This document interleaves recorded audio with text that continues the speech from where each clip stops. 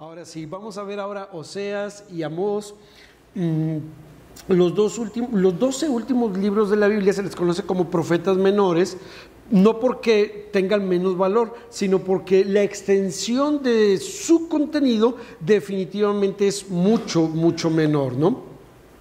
Por eso se les conoce como profetas menores. En este caso, el libro de Amós hace más énfasis en lo que es la justicia de Dios, ¿sí? Mientras que el libro de Oseas hace más énfasis en lo que es la misericordia de Dios, ¿sí? Así de sencillo. Amós hace más énfasis en la justicia de Dios. Oseas hace más énfasis en el amor, en la misericordia de Dios. Estos dos libros estos dos hombres fueron profetas para la nación de Israel. Normalmente casi todos los profetas fueron para la nación de Judá, el reino del sur, pero estos dos fueron para la nación de Israel, ¿sí? Profetas para Israel.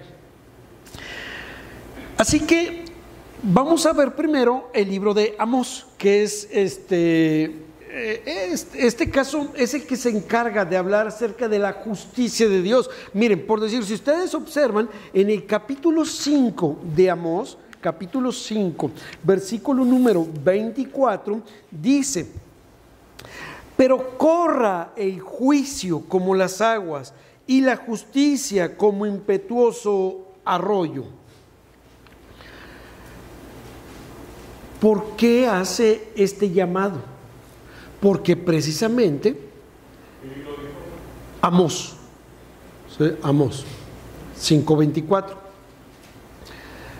porque precisamente esto era lo que estaba haciendo falta en la nación, y este profeta Amós estaba preocupado por las injusticias que estaban viviendo dentro de la nación de Israel.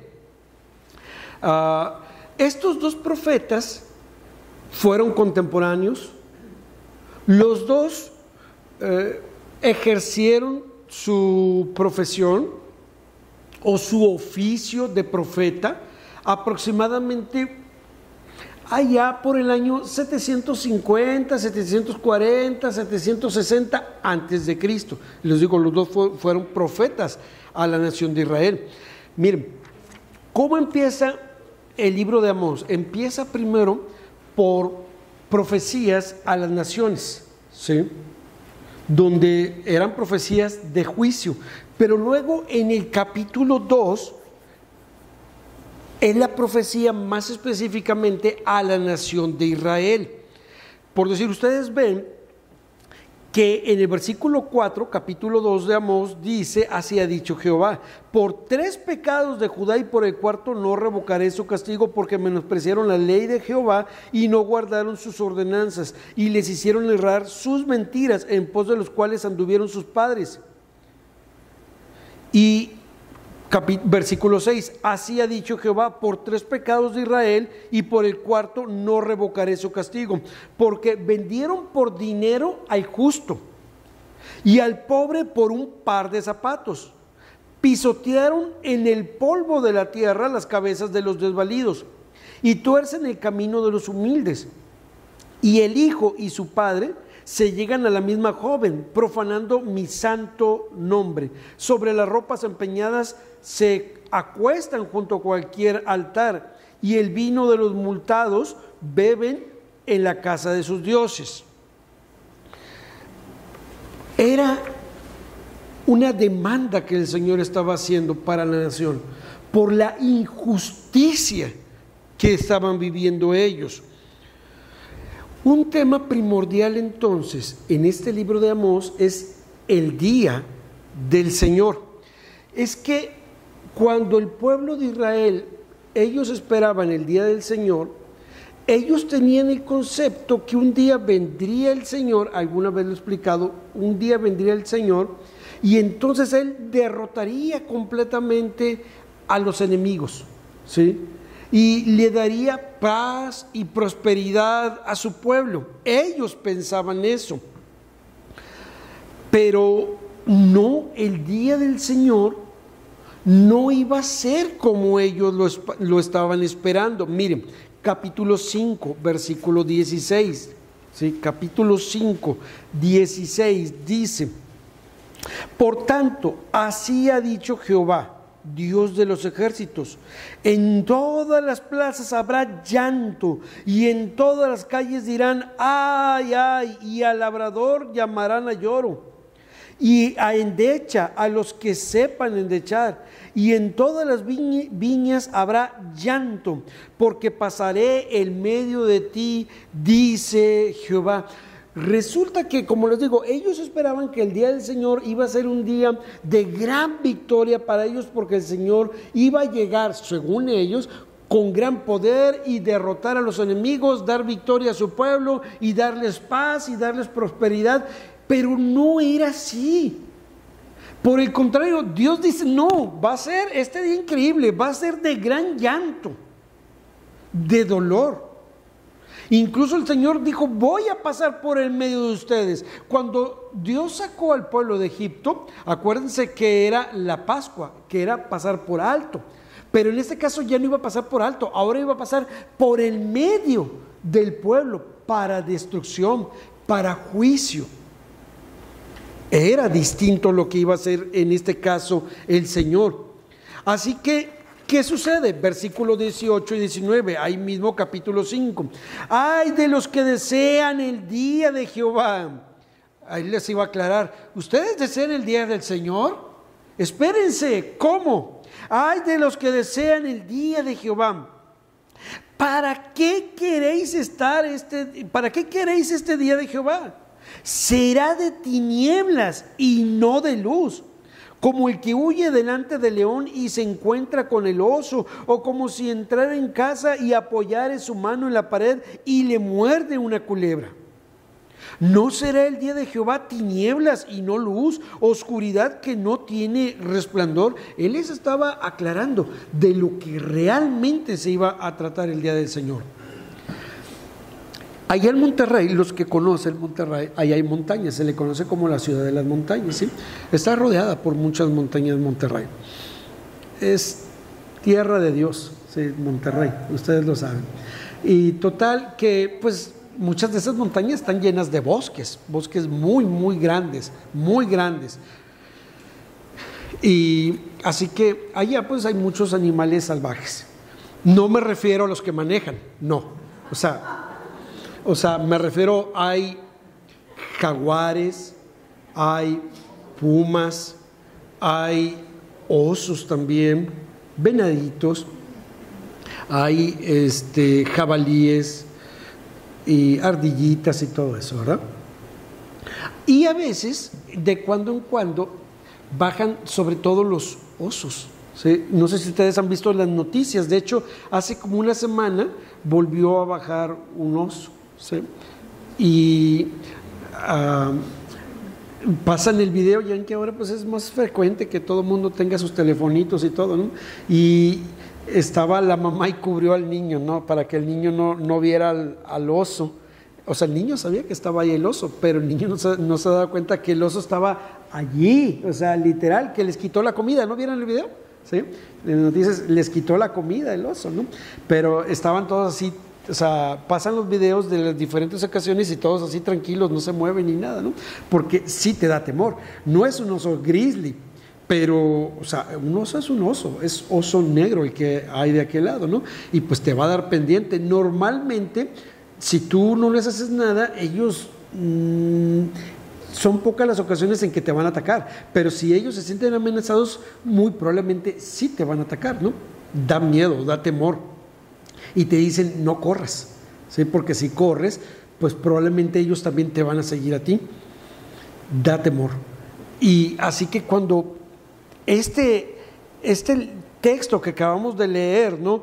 Que dice precisamente que es como el que huye delante del león, pues estás todo temeroso, sabes que te va a alcanzar, o delante del oso y que se encuentra.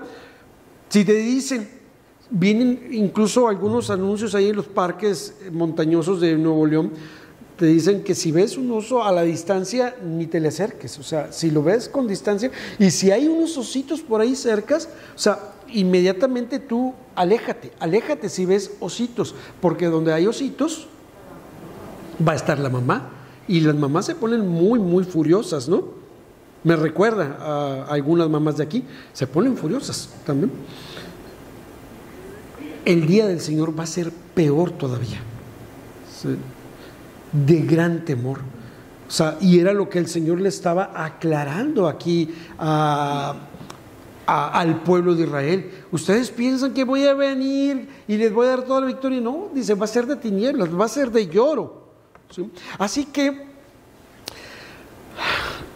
va a ser un día de juicio, ¿sí? Y no de liberación. Sí habla también de un remanente en este libro de Oseas, y al mismo tiempo también, pues los de Israel le reclaman a Amós, le reclaman a Amós y le dicen, oye Amós, pues ya mejor vete a tu tierra, porque Amós era de la tierra de Judá. No estés profetizando aquí, vete allá de aquel lado, ¿no? Eso aparece en el capítulo 7, versículos 12 y 13, ¿no? Donde le reclaman y él contesta, no, es que yo no soy profeta de oficio. Lo que pasa es que el Señor me llamó a que viniera a profetizarles, yo tenía que obedecer. Yo realmente soy un boyero, ¿sí? O sea, una persona que anda detrás del ganado, cuida las ovejas o bueyes, ¿no? Y también ando recogiendo higos, ¿sí? Sembrando sicómoros. Yo me dedico a eso, pero el Señor fue el que me llamó, ¿no? Es que hay dos tipos de profetas en aquel entonces. Uno, el que era, por así decirlo, que se dedicaba a eso, ¿sí? Y otro que era llamado específicamente por Dios, como en el caso de Amós, ¿sí? Él era llamado específicamente por Dios. Es como hoy en día. No es novedad lo que voy a decir, ni es un insulto tampoco lo que voy a decir, es una realidad. Muchos entran a los institutos, a los seminarios cristianos, colegios cristianos, pensando que un colegio, un instituto, forma pastores, ¿sí? Y muchos se sienten así, que no, es que yo estudié, soy pastor. No, o sea, es un llamado de parte de Dios, ¿sí? O sea, una cosa es que te dediques a eso y otra cosa es que seas llamado, como en el caso de Amós. Él realmente fue llamado de parte del Señor, así que le tocó ver algunas visiones, le tocó saber algunas profecías a Amós de juicio sobre Israel, y ponen el caso de un ejemplo de una plomada, y era un juicio contra Israel precisamente. Así que el tema central del libro de Amós tiene que ver con rectificar la injusticia que vivía el pueblo, ¿sí? Tenía que haber una rectificación, porque el pueblo vivía en una inmoralidad. Sí había un progreso, pero también había una inmoralidad, una injusticia social, había una apostasía. No sé por qué eso me recuerda, me hace pensar un poquito también en cierta vida de la iglesia actual.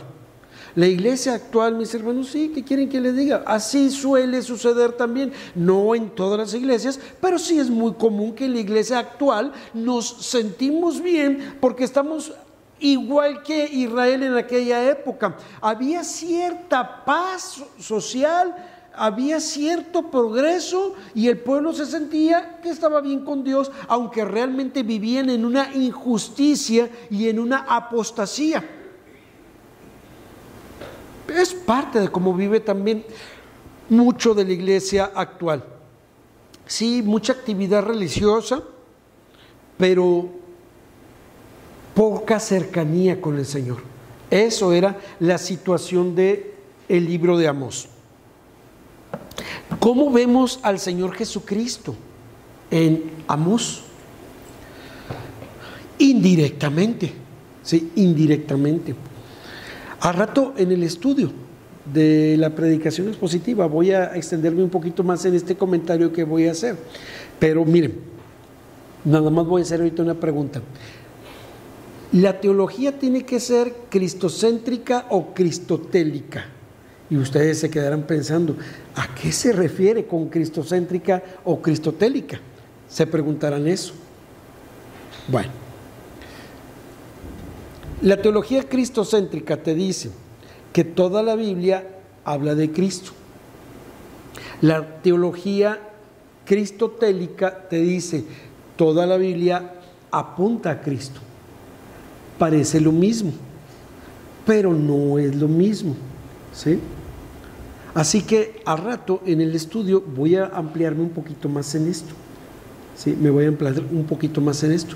Pero en el caso de Amós, sí hay una referencia indirecta al Señor Jesucristo. Miren, en capítulo 9, versículo número 11. En aquel día yo levantaré el tabernáculo caído de David y cerraré sus portillos y levantaré sus ruinas y lo edificaré como en el tiempo pasado. En aquel día yo levantaré el tabernáculo caído de David. De hecho, esta es una referencia para Hechos capítulo número 15. Vamos, por favor, a Hechos capítulo 15, versículo 15. Hechos 15, 15. Dice: y con esto concuerdan las palabras de los profetas, como está escrito: después de esto, versículo 16, después de esto volveré y reedificaré el tabernáculo de David que está caído y repararé sus ruinas y lo volveré a levantar.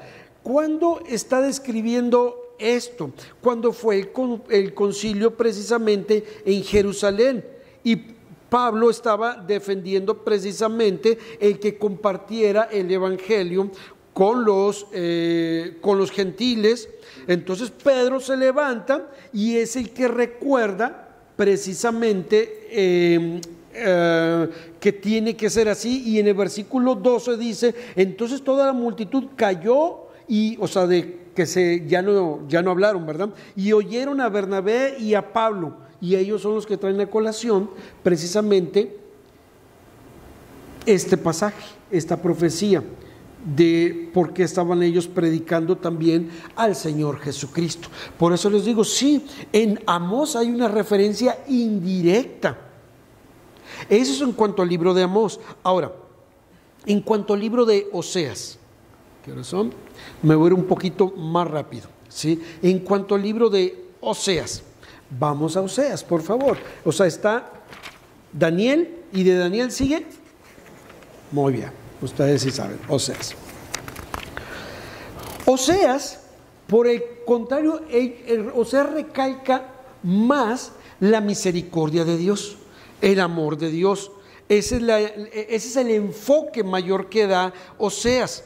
Y ustedes ven inmediatamente cuando empieza el libro de Oseas, a Oseas se le pide de parte de Dios que se case él con una mujer ramera, con una mujer prostituta, ¿sí? Dice en el capítulo 1, versículo 2, el principio de la palabra de Jehová por medio de Oseas, dijo Jehová a Oseas: ve, tómate una mujer fornicaria e hijos de fornicación, porque la tierra fornica, apartándose de Jehová. Acuérdense que también fue escrito para Israel, ¿sí? Este libro de Oseas.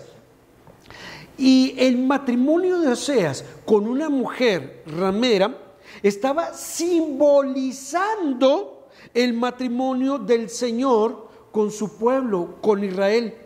Que Israel también se estaba comportando en el sentido religioso, en un sentido espiritual, se estaba comportando también. Estaba prostituyéndose con la idolatría, con otros dioses. Por eso es que Dios le pide eso a Oseas, como un simbolismo de lo que estaba haciendo también el pueblo, ¿no? Y dice en el versículo 3: fue pues y tomó a Gomer, hija de Diblaim, la cual concibió y le dio a luz un hijo, y le dijo: ponle por nombre Jezreel, porque de aquí a poco yo castigaré la casa de Jehú por la causa de la sangre de Jezreel, y haré cesar el reino de la casa de Israel, ¿sí? Y en aquel día quebraré yo el arco de Israel en el valle de Jezreel. Luego tiene su primer hija, o sea, si la mujer lo ama porque ya no se iba a compadecer de la casa de Israel, ya no iba a tener misericordia, ¿no?, de ellos. Y luego en el versículo 9, concibió a otro hijo, Lo-Ammi, porque ya no iba a ser su pueblo, ya no iba a ser pueblo del Señor. ¿Qué es todo esto? El nombre de Jerreel, porque está profetizando la derrota que iba a venir a Israel por el pueblo de Asiria. Cuando pone el nombre a su hija Lo-Ruama, es porque el Señor ya no se iba a compadecer de su pueblo, ya no iba a tener misericordia de ellos. Y luego tiene su otro hijo, ¿no?, Lo-Ammi, donde está declarando que ya no iba a ser su pueblo, ¿sí? Es decir, el Señor iba a vivir un divorcio de su pueblo, porque su pueblo se estaba comportando de manera desleal para con Dios, su esposo. Acuérdense que en varias ocasiones hemos visto que la relación del Señor con su pueblo se compara con la relación de un esposo con la esposa, ¿sí? Pero el pueblo estaba siendo tan inmoral, tan idolátrico, que eso estaba comparando como con una, como con una prostitución, ¿no? Así que el Señor estaba preparando el divorcio que iba a suceder con su pueblo adúltero. Nuevamente les digo, o sea, eso no está muy lejos tampoco de la actualidad. Ya no estoy hablando del mundo, estoy hablando de la llamada iglesia. O sea, vemos muchas iglesias el día de ahora, mis hermanos, y se vive lo mismo, se vive una prostitución, esa es la verdad.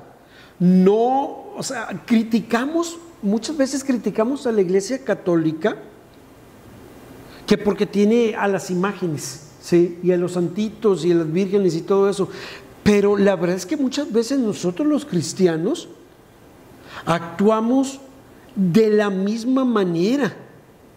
O sea, la única diferencia es que no tenemos a los monos ni a las vírgenes, pero sí tenemos también nosotros nuestras propias preferencias, dejando a Dios de lado.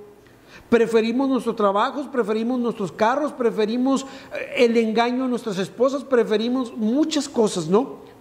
Solamente que no tenemos a los monos. Pero así vive la iglesia. Nos encanta el espectáculo, el show y el entretenimiento. Esa es la verdad. ¿Sí? Miren, en Oseas capítulo 2,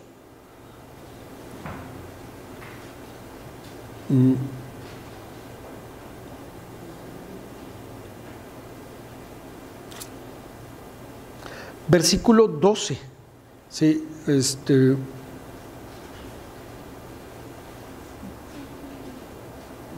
Versículo 14, Oseas 2, versículo 14. Pero he aquí que yo la atraeré. Miren, él acababa de decir, me voy a divorciar de este pueblo, me voy a separar de este pueblo. Pero luego él hace una declaración de algo grandioso para un futuro. Dice en el versículo 14, pero he aquí, yo la atraeré y la llevaré al desierto, hablando del pueblo como si fuera su esposa, y la llevaré al desierto y hablaré a su corazón y le daré sus viñas desde allí y el valle de Acor por puerta de esperanza, y allí cantará como en los tiempos de su juventud y como en el día de su subida de la tierra de Egipto. En aquel tiempo, dice Jehová, me llamarás Ishi y nunca me llamarás Bali. Versículo 19. Y te desposaré conmigo para siempre. Te desposaré conmigo en justicia, juicio, benignidad y misericordia. Y te desposaré conmigo en fidelidad. Y conocerás a Jehová. 23. Y la sembraré para mí en tierra y tendré misericordia de Lo-ruhamah y diré a Lo-ammi, tú eres pueblo mío, y él dirá, Dios mío. Aquí hay algo grandioso. Dios le había dicho, por todas tus infidelidades, por todas tus idolatrías, me voy a separar de ti. Me voy a divorciar de ti. Pero luego él habla un futuro, dice, te voy a volver a traer. Te voy a llevar al desierto. Vas a sufrir, pero vas a entender quién verdaderamente es el que te ama. ¿Sí? Vas a entender verdaderamente quién es tu esposo, quién es tu Señor. Y vas a volver a mí. Y voy a hablar a tu corazón. Esto es grandioso de parte de Dios. No es porque el pueblo fuera el que por sí mismo volviera a Dios, no. Es Dios el que le va a hablar al pueblo, al corazón del pueblo, de su esposa. Y Él va a cambiar el corazón de su pueblo para reconquistarla nuevamente. Y al último, este pueblo volverá a decir, tú eres mi Dios. Por eso el libro de Oseas trata de la misericordia de Dios, del amor de Dios.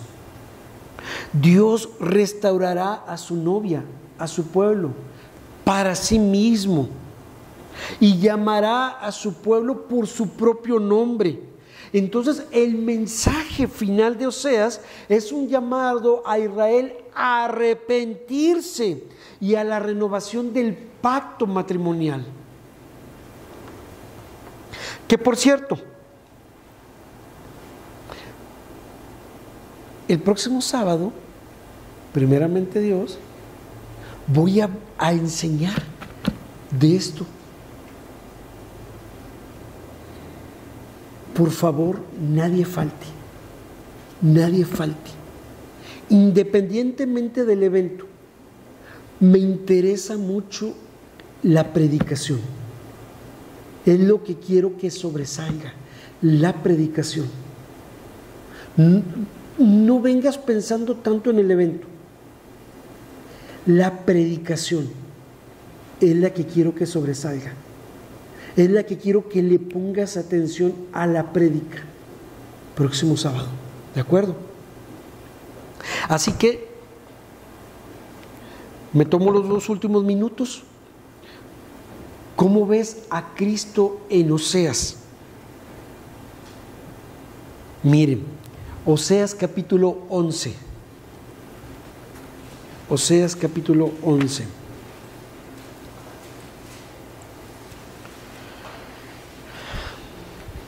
Versículo número 1. Cuando Israel era muchacho, yo lo amé, y de Egipto llamé a mi pueblo.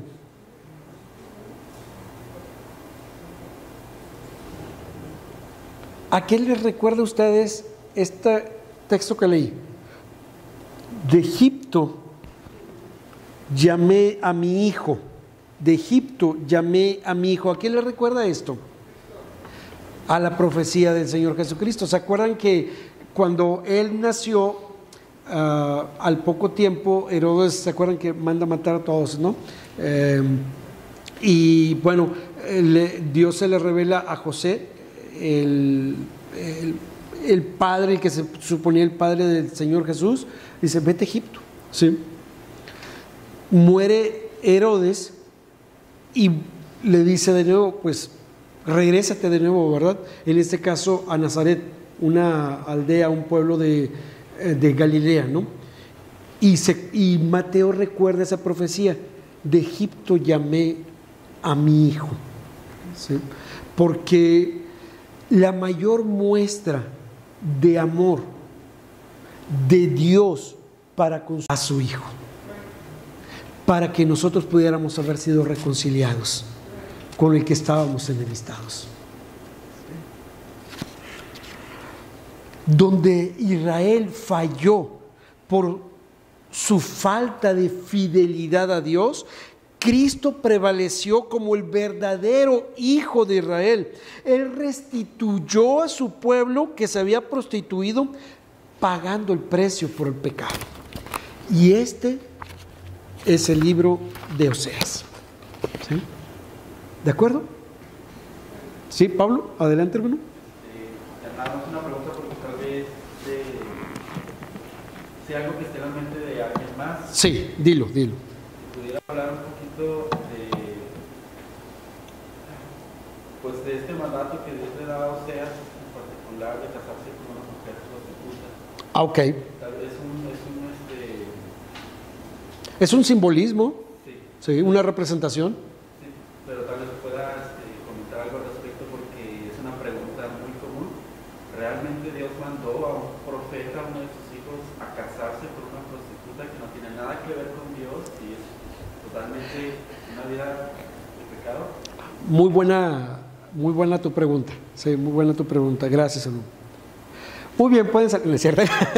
No, miren. ¿Se acuerdan que la semana pasada yo comenté que siempre uno debe tener mucho cuidado entre saber distinguir la narración de lo que es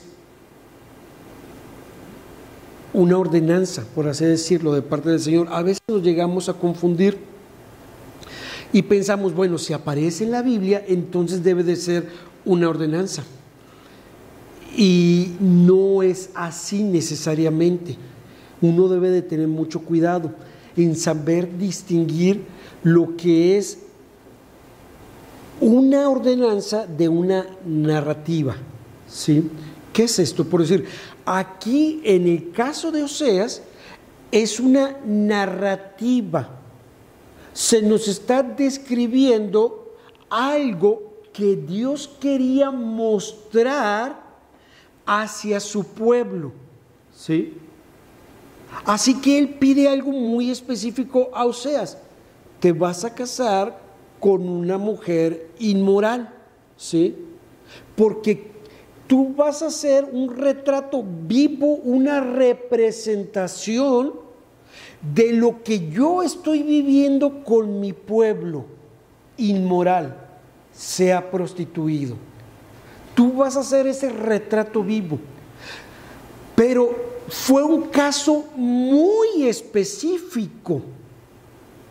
No significa que tenga que ser una ordenanza entonces para todo mundo.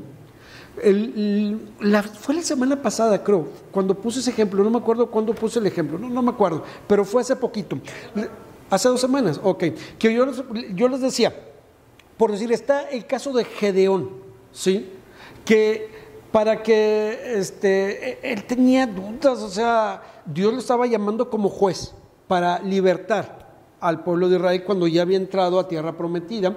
Y pues en esas dudas que tenía Gedeón decía, bueno, Señor, a ver, voy a ponerte a prueba. Mira, aquí hay un vellón, ¿sí? De lana. Lo voy a dejar afuera de noche. Si todo amanece mojado por el rocío, excepto el vellón, tú me estás hablando. Y así sucedió. Pero todavía tenía cierta duda Gedeón y dice, bueno, lo voy a volver a dejar en la noche. Si todo queda seco y excepto el vellón, ese que queda húmedo por el rocío, pues bueno, ya, compruebo lo que tú haces. Y en efecto, Dios le contestó también. Significa que esa narrativa debe de constituirse también en una ordenanza. No, es decir, yo no puedo pararme aquí delante de ustedes y decir, hermanos, así como Gedeón puso a prueba al Señor, tú también puedes poner a prueba al Señor. Pídele ciertas señales, gracias. Pídele ciertas señales. Es bíblico, Gedeón lo hizo. No, debo de tener yo mucho cuidado, el no confundir peras con manzanas, ¿sí? ¿Me estoy explicando? ¿Sí? Y este es un ejemplo muy bueno, gracias por pedir que se hiciera esa aclaración. Este es un ejemplo excelente. Nunca más se vuelve a pedir a una persona, cásate con una mujer inmoral, ¿sí? De hecho, más bien, Dios dice, no lo hagas, ¿sí? No lo hagas. Recuerden que para que sea un mandamiento, el Señor siempre ratifica sus mandamientos 2, 3, 4 veces. O sea, no te va a aparecer una sola vez en la Escritura, te aparece constantemente, ¿sí? Suri.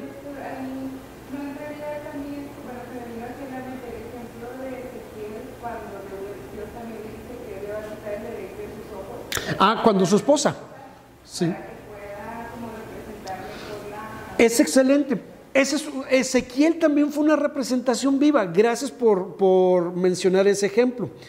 Ezequiel fue una representación viva. Le dice, vas a perder y no le dice tu esposa, le dice, vas a perder el deleite de tus ojos, refiriéndose a su esposa, ¿no? O sea, iba a morir, iba a estar en duelo, porque el pueblo también iba a vivir en un gran dolor, en un pueblo, ¿te acuerdas? ¿Sí? O sea, nada más que Ezequiel iba a estar también ese retrato vivo, por así decirlo, ¿no? De lo que iba a suceder también con el pueblo. ¿Sí? Es buen ejemplo. Son excepciones que Dios pone para afirmar o enfatizar aún más el mensaje que quiere dar. Pero son excepciones. No sé si más o menos era eso, hermano. ¿Sí? Ok. ¿Alguna otra duda, comentario, pregunta? ¿Información, aclaración o controversia? ¿No? Podemos pasar, hermanos, al anexo. Gracias, Dios los bendiga.